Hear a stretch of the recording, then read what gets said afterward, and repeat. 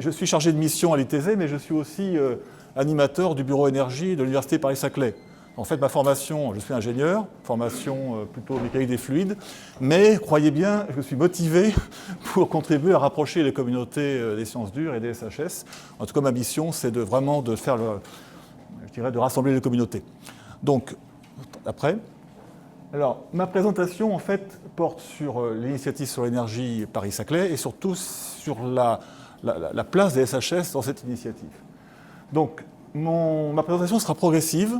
D'abord, deux transparents de contexte un peu global pour commencer. Ensuite, je présenterai l'initiative elle-même dans son ensemble, c'est-à-dire telle qu'elle est aujourd'hui.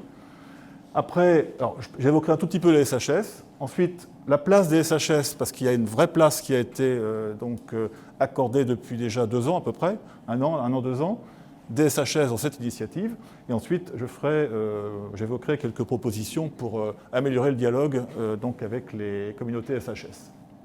Donc, pour commencer, alors ces deux transparents de contexte, vous connaissez le contexte, mais je vais quand même le rappeler parce que c'est quand même un contexte extrêmement important et pour lequel il faut absolument agir. Donc, le contexte de la grande transition, vous le connaissez, avec différents facteurs importants, technologiques, numériques, les défis environnementaux considérables, planétaires, des modèles démographiques et de croissance qui évoluent. Bon, ça c'est très clair. Ça ne peut qu'influer sur les modes de fonctionnement et les fondements des États et des entreprises, et ce qui conduit forcément à un rééquilibrage des secteurs des régions, avec une influence considérable sur l'économie mondiale, et donc forcément des perdants et des gagnants dans cette transition ou transformation énergétique.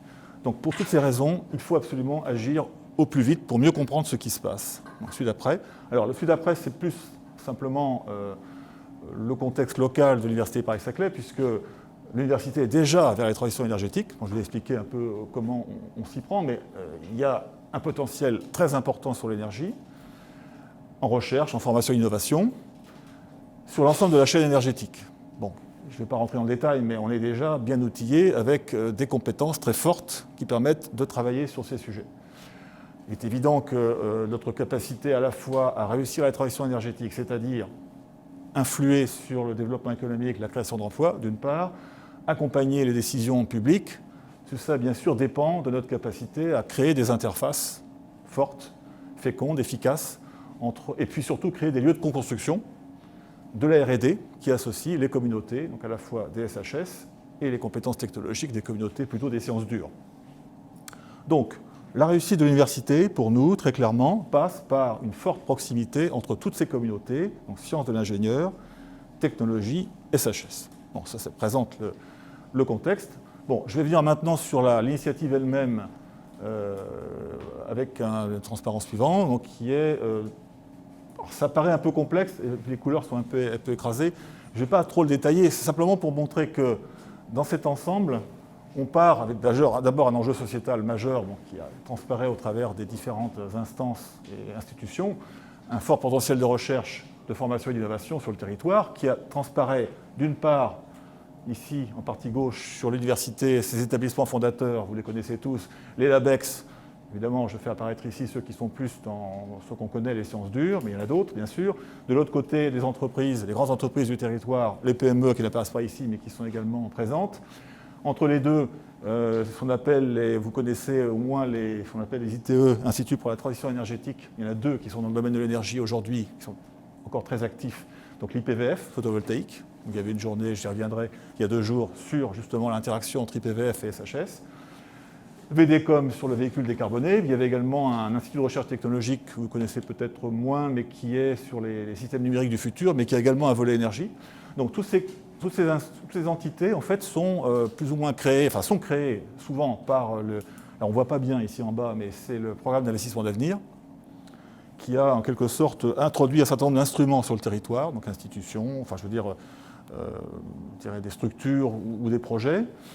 En même temps, ce qui est important ici, qui est même fondamental, c'est que cet axe transverse de l'université est extrêmement fécond et qu'il peut associer, beaucoup mieux associer en tout cas, tous les acteurs sur le territoire, c'est-à-dire à la fois les étudiants, les chercheurs, les entreprises et le territoire lui-même, et ce qu'il porte.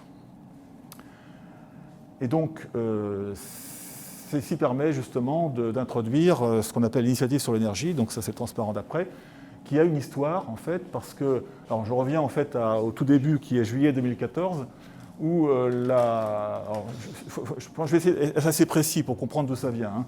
Donc en fait, en juillet 2014, il y a eu un bureau énergie qui a été mis en place sous l'impulsion de 3 établissements, donc CEA, CNRS, Université Paris-Sud, et qui a été, dès le début, soutenu par l'Université Paris-Saclay. Donc l'idée, dès le départ, c'était justement de créer des liens, de renforcer les liens entre les acteurs. Alors pour cela, il y a eu un travail de fait en juillet 2015. Alors vous vous souvenez sans doute qu'en 2015, l'université, donc la FCS Paris-Saclay, avait demandé à chaque département de recherche, dont les SHS, de présenter un état des lieux, une sorte de... et en même temps une prospective pour préparer la nouvelle phase de l'IDEX en 2015. L'initiative sur l'énergie a fait de même, avec une vision un peu au-dessus des partis, en quelque sorte, de l'énergie, mais qui est comme une initiative, c'est-à-dire pas à la place des départements. C'est-à-dire qu'est-ce qu'on apporte de plus pour justement que tous les départements, y compris les départements SHS, puissent, je dirais, contribuer à resserrer les liens entre les acteurs. Donc ça a donné un état des lieux, notamment sur l'état des publications, donc des forces en présence, la formation sur l'énergie notamment, une analyse stratégique comportant notamment une analyse force-faiblesse, opportunité, menace, très important, ça permet, et au niveau d'une initiative, pas au niveau de chaque département, on est bien d'accord, hein, ça permet d'avoir une vision d'ensemble de ce qu'est une approche plus globale avec des critères très précis, je ne vais pas trop entrer dans le détail, et surtout pour faire des propositions pour renforcer les liens entre les acteurs. Donc le rapport a été remis en juillet 2015 et nous avons proposé notamment une des nouvelles coopérations avec les entreprises à l'échelle de l'Université Paris-Saclay. Jusqu'à présent, les relations se faisaient beaucoup en bilatéral, établissement, entreprise, mais pas au niveau de l'ensemble de l'université, son potentiel de recherche et de formation. Donc l'idée, c'est de créer des événements à l'échelle de l'université avec les entreprises, croiser les feuilles de route, mieux comprendre les positionnements des uns et des autres, établir des contacts directs entre les entreprises et les étudiants, qui sont très demandeurs de connaître le potentiel réel de l'université. Alors ensuite, il y a eu l'année dernière, vous vous en souvenez peut-être, les 4 et 5 octobre, hein, le premier workshop scientifique sur les transitions énergétiques qui était justement dans cet état d'esprit, c'est-à-dire première rencontre recherche, industrie, formation, donc sur ce sujet, et qui a eu lieu à EDF Lab Paris-Saclay. Je vais y revenir parce que les SHS étaient présents.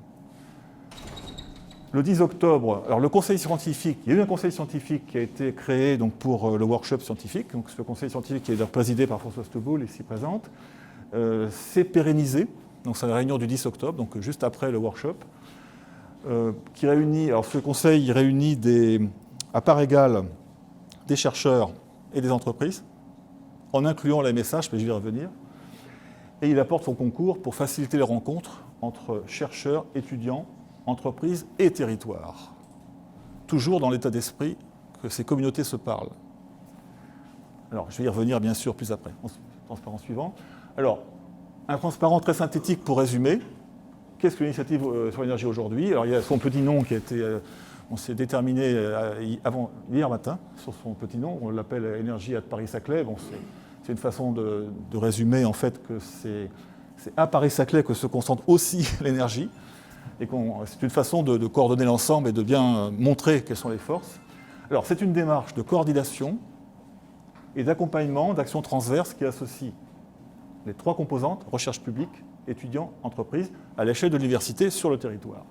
Alors, ce qui est important, c'est qu'elle est consécutive donc, à ce que j'ai exposé tout à l'heure, c'est-à-dire l'état des lieux, l'analyse stratégique de l'énergie, et qu'elle est précurseur d'une initiative de plus grande envergure qui est comparable aux meilleures initiatives mondiales. Alors, il se trouve qu'en même temps, donc en 2015, il y a eu une étude qui a été faite dans le cadre du CVT, c'est-à-dire le consortium de valorisation thématique de l'encre, qui portait justement sur les initiatives comparables au niveau mondial, donc faites par des grandes universités, pour comprendre comment ils fonctionnent de façon un peu similaire. Et ça a permis d'avoir de très riches enseignements, à la fois sur les forces qui conduisent à ce que des initiatives, je pense par exemple typiquement la MIT Energy Initiative, qui est celle qui est la plus connue et qui est aussi la plus forte, parce qu'elle sait réunir tout un ensemble d'ingrédients, par exemple la forte capacité à l'ingénierie, les liens très forts avec l'entreprise, les entreprises, un directeur charismatique, une université qui est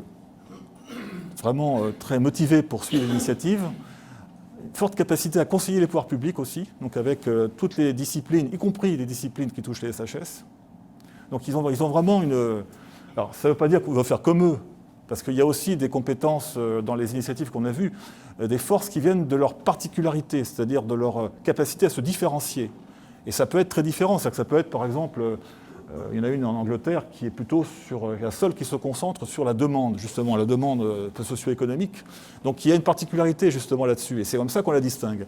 Alors sur Saclay, il y a également des particularités, et je vais y revenir. Donc c'est celui d'après. Alors juste pour rappeler, juste avant, le double constat sur le territoire, donc, qui est issu de l'analyse stratégique. Alors, des faiblesses constatées, mais ça c'est pas nouveau et on le sait très bien, hein, acteurs dispersés, manque de visibilité, ce qui nécessite de coordonner des actions sur l'énergie. Et puis surtout, la possibilité de se différencier au plan international. Alors là, très clairement, il y a deux choses qu'il faut dire ici à ce stade. C'est que dans l'initiative qu'on voit à l'étranger, il y en a aux États-Unis, mais il y en a aussi en Europe, bien sûr, en général, la formation est peu évoquée, ou quand elle est évoquée, elle est souvent très élitiste. Typiquement, c'est le cas du MIT. Ils ont une formation qui s'appelle une Minor Studies, qui est en licence, mais qui est hyper élitiste. L'approche qu'on a ici, sur l'énergie, comme sur d'autres disciplines d'ailleurs, hein, est beaucoup plus inclusive. C'est-à-dire qu'on s'efforce à chaque fois de présenter l'offre de formation depuis Bac plus 2, donc typiquement on a DUT, d'une licence, jusqu'au doctorat. Et ça, c'est important de montrer l'ensemble de la palette. Et on a des exemples concrets qui associent justement des étudiants depuis Bac plus 2 à Bac plus 5, voire 8. Puis deuxième spécificité, qui est absolument essentiel, c'est que, certes, ailleurs, il y a des choses très bien qui se font, mais il y a chez nous, à Paris-Saclay, une université Paris-Saclay, un potentiel considérable, peut-être sans doute mal exploité. Quand je dis Paris-Saclay, c'est l'université et le territoire, avec l'ensemble des acteurs. De nombreux industriels présents. On a cité, je crois, EDF tout à l'heure, c'est Stéphano. Il y a également Air Liquide, ce centre qui est tout près. Il y a Safran, n'oublions pas, qui a un centre à Montigny-le-Bretonneux, qui est tout près des plateaux de Saclay. Il y a Thales, il y a Danone, il y a un grand nombre d'acteurs industriels, de grands groupes. Il y a aussi beaucoup de PME dont on parle moins. Et puis il y a un fort potentiel de recherche appliquée, mais aussi et surtout peut-être de recherche fondamentale. Et tout cela est important pour nous parce que il y a un travail à faire pour ensuite créer les conditions de faire émerger des innovations de rupture. Donc il y a vraiment un potentiel considérable pour ça. Et ça, c'est notre marque de fabrique ici. Alors il y a un travail à faire, ça je ne vous le cache pas, pour aller faire des progrès, parce qu'à compétence et à potentiel égal, malheureusement, on en fait peut-être moins que d'autres. Mais ça ne veut pas dire qu'on n'en fera pas plus après. Donc le transparent d'après. Donc les trois priorités d'action pour nous sont très, très claires. D'abord, proposer aux entreprises de nouvelles coopérations. Donc toujours, comme je l'ai dit tout à l'heure, c'est-à-dire rencontrer les entreprises à l'échelle de l'université et construire des liens qui vont se prolonger. Il ne s'agit pas de faire des colloques où on fait le point sur une discipline ou sur un sujet et après on se dit au revoir et on ne se revoit plus. Non, là, il s'agit vraiment de construire avec les entreprises en amont et avec les chercheurs, bien sûr, des sujets dans des workshops où on travaille ensemble et on construit l'avenir. Je donnerai un exemple tout à l'heure. Ça, c'est le premier point. Deuxième point, et là, bien sûr, c'est directement sur les SHS, puisqu'on sait bien qu'il y a un déficit, sans doute, d'échange, de dialogue avec les SHS, mais ça, c'est sur l'énergie comme sur d'autres disciplines, bien sûr. Enfin, l'énergie n'est pas une discipline, hein. Mais on sent bien qu'il y a l'énergie, un exemple parmi d'autres, où on sent bien qu'il y a besoin de renforcer ces dialogues. Donc il faut qu'on fasse ce travail. Dans le cadre, d'ailleurs, au passage de la stratégie de recherche unifiée de l'université, parce qu'elle existe aussi, elle est en construction, donc il faut qu'on travaille aussi dans ce cadre. Donc l'idée, c'est de faciliter les interactions entre les SHS entre elles et avec les sciences et technologies. Tout à l'heure, on en parlera beaucoup plus, évidemment. Et le troisième point, c'est accompagner ce qui se passe sur le territoire, parce que sur le territoire, il se passe beaucoup de choses, plus ou moins dispersées. Alors je prends un exemple, c'est la Chambre de commerce et d'industrie de l'Essonne, qui fait des choses sur l'énergie, qui a même je dirais en quelque sorte, une certaine légitimité à travailler au nom des chambres de commerce d'Île-de-France sur la transition énergétique. Alors je ne sais pas si tout le monde le sait, mais ils ont cette légitimité, ils font des choses, mais qui sont en général plutôt proches, bien sûr, des milieux industriels et assez peu des chercheurs. Et donc, il y a un travail à faire. Des questions, peut-être? N'hésitez pas à interrompre si... Non, c'est bon. Au niveau des CCI, il y a deux localisations. Il y a Évry et il y a une au plateau de Saclay. Alors la chambre de commerce est à Évry, mais il y a un bureau sur le plateau de Saclay. Absolument. Ouais. Ils ont une antenne sur le plateau de Saclay parce qu'en fait, ils ont vraiment cette mission, je dirais, transition énergétique. Simplement, qui le sait chez les chercheurs, c'est pas toujours évident. Hein. Donc les liens entre les deux sont assez minces. Donc depuis un an, on travaille avec eux maintenant pour multiplier les actions en commun, rapprocher. Alors, les chercheurs connaissent assez mal aussi ce qui se passe, on le sait bien, et eux-mêmes connaissent mal la recherche. Donc il y a vraiment un travail à faire. C'est un exemple parmi d'autres, mais qui montre bien qu'il faut d'abord commencer à comprendre ce qui se passe ici. Où sont les territoires d'expérimentation, c'est-à-dire quelles sont les expériences à mener avec les entreprises, et puis un certain nombre d'initiatives sur lesquelles je ne vais pas trop entrer en détail. Suivant. Bon, là, je ne vais pas vous noyer avec ça, mais simplement, c'est pour montrer, alors on voit mal les couleurs, ce qui est important, c'est que toujours on travaille avec ce triangle de la connaissance. Recherche, innovation, entreprise, formation, systématiquement. Donc c'est parce que, et en construisant les événements avec eux, systématiquement. Donc, alors, peut-être le workshop tout en bas à gauche, 2016. Alors, ce que je n'ai pas dit, c'est qu'il était couplé aussi à un forum d'étudiants. L'idée étant de rapprocher les entreprises, donc il y avait plusieurs grandes entreprises qui étaient présentes, et le public d'étudiants. Il y a quand même plus de 200 étudiants en rapport avec l'énergie qui étaient présents. Il y avait 8 stands pour commencer, après on essaiera de faire mieux cette année. L'idée étant de rapprocher toujours les entreprises des étudiants et de leurs demandes, notamment de stage. Donc on est dans cette logique ici de rapprochement. Le workshop, j'en ai parlé. Il y avait d'autres événements, je ne vais pas rentrer en détail, mais sachez simplement que le forum se reconduit cette année, en 2017. Qu'en 2018, il y aura, et ça je vais y revenir parce que c'est important, le workshop en 2018 et le forum en 2018. Et puis surtout, je ne vais pas trop entrer en détail de ce qui est au-dessus. Par contre, ce qui est important, c'est que la ligne ici, parce que donc il y avait une journée, je vais y revenir sur les deux d'ailleurs, je vais y revenir, avant-hier, de rapprochement entre les SHS et le photovoltaïque, mais l'année dernière, il y avait aussi une journée, c'était en juin, sur l'hydrogène et les SHS. Je vais y revenir. Donc ça montre qu'on est dans une dynamique en fait qui montre ici les deux années suivantes, mais qui montre qu'on est déjà engagé dans quelque chose qui est toujours du triangle de la connaissance. Et là, je vais vous montrer maintenant, enfin je vais essayer de montrer maintenant que les SHS sont pris en compte également. Voilà, donc c'est transparent d'après. Pardon, 5 minutes. Je vais essayer d'accélérer un peu. Encore après. Alors, on a choisi très tôt de mobiliser les SHS. Alors si je dis ça, c'est parce que dès l'année dernière, quand on a construit ce conseil scientifique, donc avec Françoise Teboul, alors je rappelle Françoise, je ne sais pas si tu l'as dit, mais tu es aussi au directoire de l'Alliance Athéna. Tu représentes le CEA.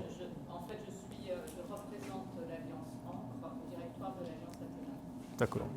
Donc on est déjà avec le rapprochement des alliances depuis 2016, puisque le conseil scientifique, en fait, a été construit aussi dans cet esprit, puisqu'on avait Claude Didry, donc le prédécesseur de Stéphano, donc, qui était dans les réunions du conseil scientifique, qui a contribué à construire également l'événement de 2016. Maintenant, c'est Stéphano Bozzi qui a déjà assisté à deux réunions.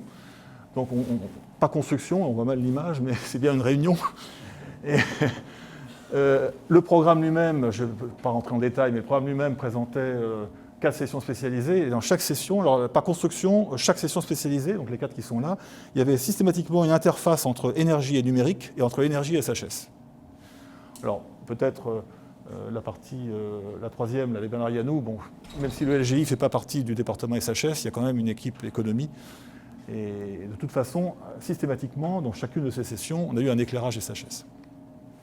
Alors, ceci pour vous dire simplement qu'il y a des premiers acquis importants de par nos activités, donc liés ou pas forcément liés tout de suite à l'initiative sur l'énergie. Alors, je ne vais pas rentrer en détail, mais vous connaissez bien sûr le master porté par Jean-Christophe Bureau sur l'économie, l'environnement, l'énergie et le transport, avec des acteurs qui sont que nous connaissons à l'ITZ, mais dans la communauté aussi l'initiative sur l'énergie. Il y a un projet que vous connaissez peut-être moins qui a été soutenu par l'initiative sur l'énergie, donc le bureau énergie, qui s'appelle Mystic Grid sur les micro-réseaux d'énergie, qui par construction travaillait, parce qu'il y avait un projet précurseur à l'école polytechnique qui s'appelait Trendix, qui s'appuyait sur 2 laboratoires, je ne sais pas s'ils sont présents aujourd'hui, le CREST et puis le Centre de recherche en gestion, qui étaient tous les 2 associés. Nous avons des relations à l'ITZ, mais c'est de façon globale avec EDF R&D, et notamment sur le groupe GRETZ, et puis d'autres contacts ici indiqués. Suivant. Alors, Pour revenir un peu, mais sans trop entrer trop dans le détail, mais les premiers croisements de points de vue sont déjà faits. Bon, j'ai cité l'événement de l'année dernière sur l'hydrogène, donc il y avait déjà cette approche et ce croisement de compétences, donc avec les entreprises, mais avec également les chercheurs en SHS. Il y avait donc cette journée avant-hier, hein, qui était donc pluridisciplinaire, tout à fait dans cet esprit, où là, ce qui était important, c'est qu'il fallait, ce qu'on visait, c'est rapprocher, bien sûr, les communautés SHS entre elles, constituer un premier maillage de communautés SHS, et surtout les faire interagir avec les instituts de technologie en rapport avec le solaire. Et il y en a deux en France, ce que j'ai cité tout à l'heure, il y a l'IPVF, il y en a un autre qui est à Chambéry, qui s'appelle l'INES, Institut national d'énergie solaire, qui étaient présents tous les deux, et qui étaient présents en commun, donc qui présentaient leur vision SHS tous les deux, c'est-à-dire leur ressenti par rapport aux problématiques SHS. Donc c'était important que l'ensemble de ces communautés interagissent, et puis surtout construisent des ponts. Et nous, notre préoccupation et notre souci, c'est que derrière, il y ait des suites. Et d'autres, voire des projets. En tout cas, que les communautés continuent à se parler. D'ailleurs, il y a un IRS qui est à cheval entre les deux thématiques, parce que Ouais. un IRS sur l'hydrogène, mais qui se penche aussi sur la question du solaire. Momentum, bien sûr. Momentum renvoie à des communautés qui sont du solaire, etc., notamment. Voilà, donc suivant. Alors, je vais terminer par des propositions, parce que... Suivant. Des propositions, parce qu'en fait, ce sera mon dernier transparent, nous, ce qu'on souhaite, c'est améliorer encore le dialogue avec les SHS. Donc, dans un premier temps, nous avons deux objectifs qui sont déjà inscrits et pour lesquels nous souhaiterions co-construire avec vous. C'est-à-dire, il y a une journée similaire par rapport à celle de cette année sur le photovoltaïque, qui sera sur les véhicules électriques ou la mobilité électrique, donc qui est prévue en 2018. Et nous aimerions la construire avec les SHS, justement.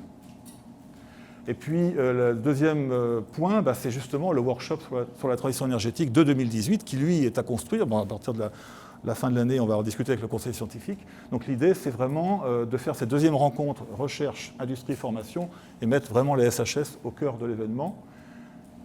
Encore mieux qu'en 2016, ce qui suppose de travailler en amont avec les communautés SHS.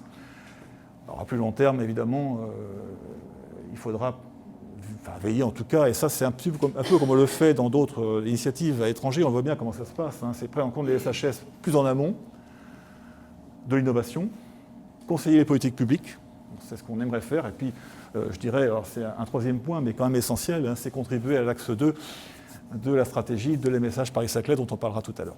Voilà, j'espère ne pas avoir été trop long.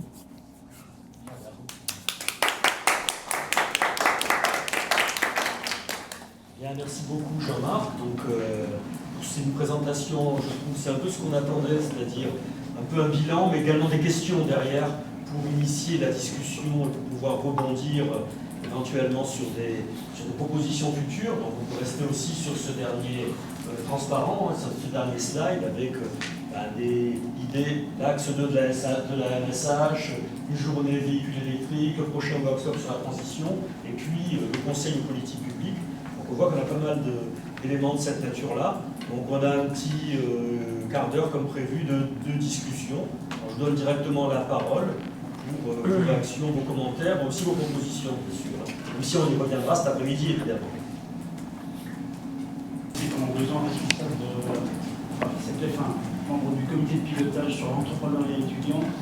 Et donc je pense qu'il serait tout à fait intéressant d'essayer de susciter, parmi les projets qui sont développés par les étudiants de l'ensemble des établissements du plateau de Saclay, il serait intéressant de susciter des projets autour des questions sur l'énergie. Alors comment canaliser ces projets, comment faire que ces projets soient dirigés sur les questions autour de l'énergie, ce sera un enjeu important, puisque vous avez parlé en même temps de la dimension recherche, mais aussi de la dimension étudiante. Je pense qu'il serait tout à fait pertinent d'essayer de faire développer par l'ensemble des gens responsables de ce pilotage des actes autour de ces questions. L'entrepreneuriat étudiant, plus précisément. Alors là, on a discuté hier matin d'autres initiatives possibles, de mieux associer par exemple les doctorants à des travaux sur des défis de recherche. On ne va pas trop entrer en détail, mais oui, bien sûr, il y a des initiatives qu'on peut développer encore, notamment avec la partie innovation de l'université, hein, il y a énormément d'initiatives prise par les étudiants, hein, énormément de lieux où ils peuvent se rencontrer et créer de l'innovation, bien sûr, tout à fait. L'initiative sur le plateau de Saclay qui est, Oui. voilà. Or, on en a discuté hier parce qu'effectivement c'est une initiative où on a des grands défis industriels et où on a des groupes qui répondent à ces grands défis. On avait remarqué qu'on avait du mal à avoir des étudiants justement parce que très vite c'est au mois de juin et au mois de juin les étudiants ils sont en stage à droite à gauche, donc on réfléchit à une autre sorte, un autre profil, une autre typologie justement pour intéresser ces étudiants et ces étudiants. Dream, c'est typiquement l'initiative de la CCI Essonne, mais qui est aujourd'hui, ce sont des défis d'innovation. Ça s'appelle l'Open Innovation. Et comme c'est au mois de juin, puis en plus c'est quand même très tourné innovation, hein, on est vers le produit final, hein, en gros, hein, nous répondent finalement que les PME, les startups. Il y a très peu d'étudiants. Et on s'aperçoit, nous, enfin en tout cas c'est notre discussion dans le cadre du Conseil énergie, Conseil scientifique, c'est qu'en fait les entreprises ne posent pas de défis de recherche, parce que ce n'est pas le bon cadre pour ça. Or, on a proposé cette année, bon, on est en train de partir dans cette direction, ça apparaissait dans mon schéma, mais je n'ai pas trop insisté, on est en train de discuter avec les organisateurs de Dream pour qu'il y ait un volet recherche, mais cette fois-ci qui soit où on pose des questions de recherche et on fait travailler des étudiants sur plusieurs mois. La formule n'est pas complètement stabilisée, mais l'idée c'est vraiment de faire apparaître plutôt des chercheurs, étudiants, doctorants. Bien sûr, il peut y avoir d'autres publics, mais c'est quand même, le but c'est ça. Hein. Et du coup, sur une période qui serait plus une période compatible avec les emplois du temps des étudiants dans le cadre de soit les grandes écoles, soit les universités. Et c'est un défi, du coup, des défis un peu différents, nature. Les entreprises, c'est ce qu'elles demandent. Hein. Elles ont des questions de recherche qu'elles se posent, et on leur propose justement des cercles dans lesquels toutes sortes de compétences sont activées. Alors, soit disciplinaires, bien sûr, mais il y a également, on essaye aussi de construire une formule où il y a des grandes écoles, par exemple, des étudiants qui travaillent, et qu'ensuite on les fasse rencontrer des designers, des économistes, du marketing, pour qu'une idée de recherche puisse finalement, par la suite, donc ça rejoint un peu peut-être votre suggestion, c'est que par la suite, il y ait quelque chose qui soit plus qu'une idée de recherche, qui soit peut-être plus solidifié par des considérations plus proches du produit ou du marché. On va voir comment ça fonctionne. En tout cas, on travaille avec les organisateurs. D'autres questions, remarques? Juste, Répétez toujours nom, prénom. Stéphane Decara, donc directeur de l'unité UMR Économie Publique. J'ai pris la suite de Jean-Christophe il n'y a pas longtemps. J'ai pas vu beaucoup de bioénergie dans l'ensemble ici. Alors c'est quand même un gros sujet de transition énergétique. Si je m'abuse, le CIRED fait partie du paysage aussi et a des choses à dire. À l'INRA, on a des choses à dire, Jean-Christophe? C'est exact. Il y a pas, je dirais qu'il y a un travail à faire, incontestablement, pour mieux associer d'autres communautés, typiquement les biocarburants, ou en tout cas tout ce qui concerne le lien entre l'énergie et l'agronomie ou les carburants, effectivement. Il y a aussi un déficit sur le climat aussi, les climatologues. Donc il y a un travail à faire, incontestablement. Hein. Dans l'analyse stratégique et l'état des lieux, c'était des faiblesses qui étaient identifiées. Donc là, bien sûr, il y a des initiatives à prendre, mais on peut très bien le faire dans un cadre workshop, par exemple, typiquement. Hein. Cette année, on avait 4 sujets, mais typiquement, le sujet énergie, on verra avec le conseil scientifique. Hein. Voilà, en ce moment, on revoit, on est en train de lancer la cartographie Oui. des axes de recherche du plateau que Oui. tu avais lancé Oui, oui. il y a 2-3 ans. Et effectivement, il faut qu'on Ah. Parce qu'à côté, D'ailleurs, Stéphane Lecar le sait, puisque il y a quelques années, on a travaillé ensemble pour préparer une journée, si tu te souviens, une journée qui était sur justement toute la chaîne de compétences des biocarburants, donc avec toutes les communautés. Donc on était déjà dans cette approche. Oui. Y compris biosourcés. Enfin, voilà, il se trouve qu'hier, il y avait 2 jours du Energy Modeling Forum qui était organisé par le CIRED, où ils mettaient, donc je ne sais pas si vous voyez ce que c'est le Energy Modeling Forum, c'est les grands modèles économiques qui s'occupent d'énergie au niveau mondial et qui alimentent en partie les travaux du GIEC sur cette perspective-là. Et chaque année, donc ça fait une trentaine d'années que ça marche, ce truc-là, et chaque année, ils abordent un nouveau thème dans les modèles pour pour améliorer la compétence des modèles à prendre en compte différents aspects. Et il se trouve que celui de cette année, c'est sur la bioénergie et dans le cadre de la transition énergétique. Donc il y a sûrement des ponts à faire de ce côté-là et avec une inscription dans la communauté internationale sur les questions, y compris jusqu'au GIEC. Moi, je pense que c'est une dimension qui est très importante parce que ça permet de faire des ponts, justement. Ça peut être intégrateur. Pour l'instant, on a des recherches qui sont quand même sur l'énergie, qui sont un peu à part. En même temps, on voit et très spécialisées.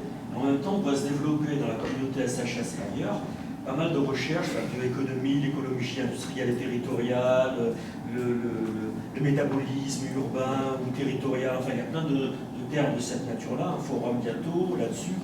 Et là, c'est des recherches moins spécialisées qui se développent. Donc il y a peut-être un lien à faire et quelque chose qui serait beaucoup plus intégrateur du coup avec des travaux qui se développent dans différents autres labos ou moins dans le cœur du CEA ou autre. Donc, je pense qu'il y a un coup à jouer là. Alors moi, juste un point à rajouter. Donc, on a parlé du conseil scientifique. Le conseil scientifique, il avait été créé au moment du workshop. Hein. On a décidé de le pérenniser parce qu'effectivement, ça fonctionnait bien et qu'on pensait que tu vas monter les choses. Il n'est pas figé.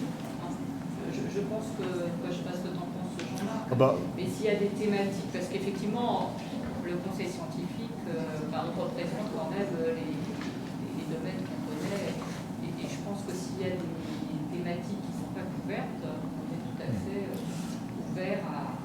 On essaie d'avoir un constat. Bon, je ne sais pas, tu es venu Stéphano, ça fonctionne assez bien. Oui, absolument. Donc on est prêt à accueillir d'autres gens. Alors, en même temps, on veille beaucoup à ce qu'il y ait un équilibre avec les entreprises. Alors, simplement parce que ça permet de construire des liens. C'est une opportunité. Voilà, et pour qu'un jour, ils financent nos recherches en direct, et non pas au MIT. Vous voyez ce que je veux dire, avec Total, par exemple? Mais donc on va de l'autre, c'est pas qui...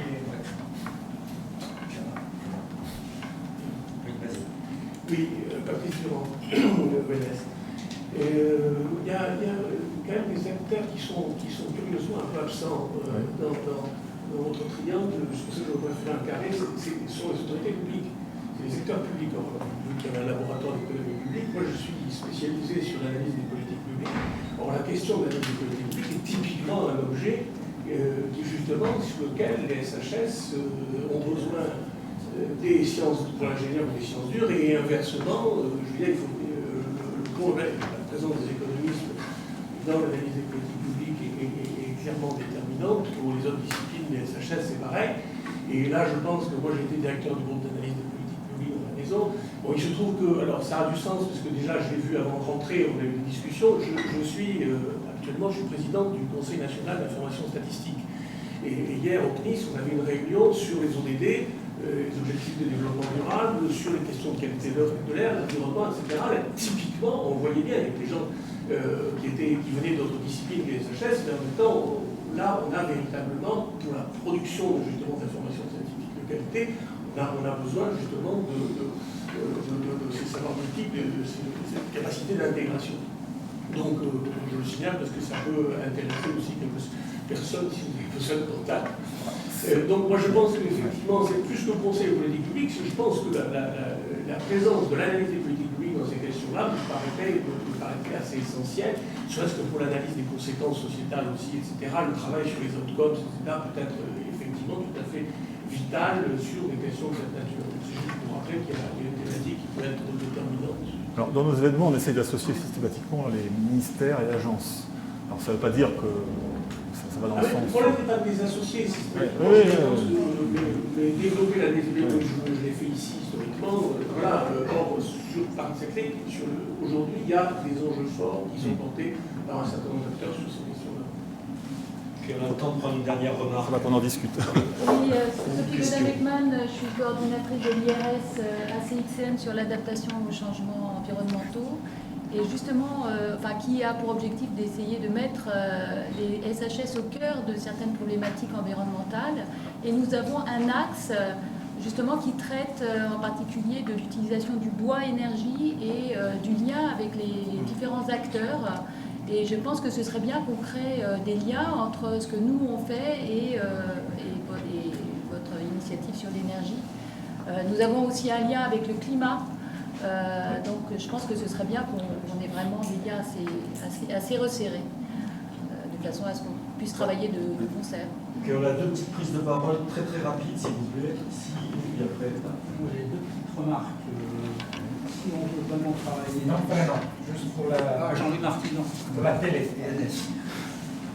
Si on veut vraiment travailler sur l'énergie, il y aura besoin de préciser si c'est plutôt le concept technologie qu'on utilise ou c'est les différentes variantes du concept scientifique qu'il y a dans tous les domaines, parce qu'autrement il y aura beaucoup de propos dont il est difficile de sortir. La deuxième remarque, c'est on est dans un workshop sur la culture de la nature, et je pense que pour avancer là, il y a vraiment une question à se poser, c'est quelles sont les conceptions de la nature que chacun d'entre nous porte en fonction des disciplines, voire des sous-disciplines en jeu.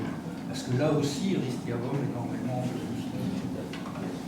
Dernière remarque à conclure. Par contre, Jean-Marc réagit. D'accord. Damien Prime, moi je suis le coordinateur d'un autre IRS, comme je le disais en présentation.